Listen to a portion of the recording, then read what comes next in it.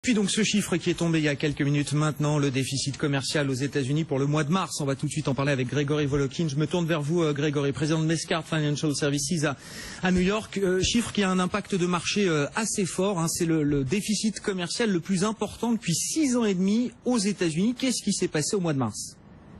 Je vais vous dire ce qui s'est passé. Une fois que je vous l'aurai dit, vous comprendrez qu'en fait, ça ne devrait avoir absolument aucun impact sur les marchés. Ce qui s'est passé au mois de mars, tout simplement aux États-Unis, c'est que c'était la fin de la grève dans les ports de la côte ouest, de la côte donc californienne. Alors qu'est-ce qui se passe dans la fin d'une grève dans les grands ports? On décharge tous les containers. Les containers arrivent sur la côte des États-Unis et ça devient des importations. Elles avaient été donc retardées pendant plus de 6 semaines. Alors ça, c'est une des grosses causes de cette explosion du déficit commercial.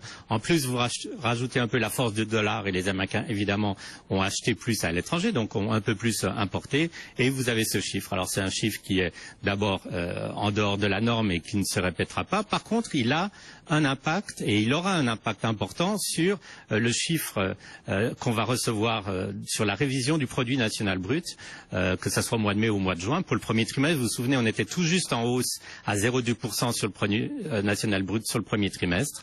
Avec cette dégradation, même si c'est que sur un mois, on peut déjà dire que ça va enlever en tout cas 1 point de croissance à l'économie américaine sur le premier trimestre et qu'on aura donc un chiffre négatif quand le produit national brut sera révisé d'ici quelques semaines. Bon, alors l'impact de marché, effectivement, même si vous avez très bien expliqué, on comprend très bien effectivement que ces imports là qui étaient stockés sur les cargos ont été comptabilisés effectivement au mois de mars à la fin de la grève des dockers. Grégory, néanmoins, effectivement, un chiffre négatif de croissance au premier trimestre, ça va alimenter la spéculation là autour d'une Fed qui serait un petit peu piégée.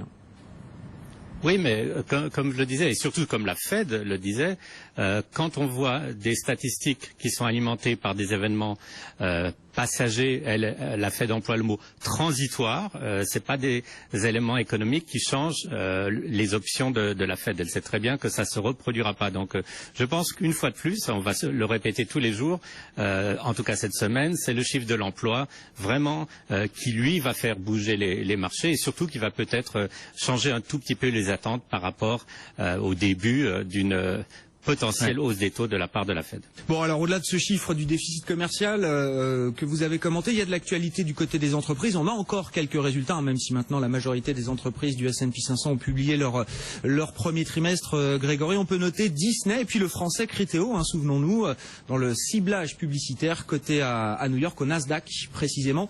Pour les deux entreprises, dans des secteurs différents, ce sont plutôt de très bons résultats. Oui, Criteo, alors c'est une entreprise que moi personnellement j'aime beaucoup, dans laquelle j'ai investi depuis longtemps et c'est absolument impressionnant de voir leurs chiffres. Alors ils ont doublé, plus que doublé leurs revenus en une année. Ils ont multiplié par 3 leur cash flow.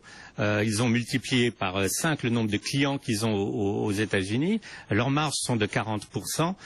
C'est carrément le genre de chiffre idéal pour un investisseur, pour une compagnie de croissance.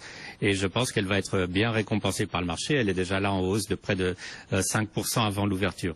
Disney, c'est peut-être moins une surprise. Disney, on peut dire que c'est une compagnie où tout va bien dans tous les domaines. Une hausse de plus de 7% au niveau des parcs d'attractions. Et puis surtout, une grosse augmentation du prix des tickets d'admission dans les parcs d'attractions. Donc ça, c'est très positif pour les profits. Hausse au niveau des médias, surtout portée par le sport et ESPN.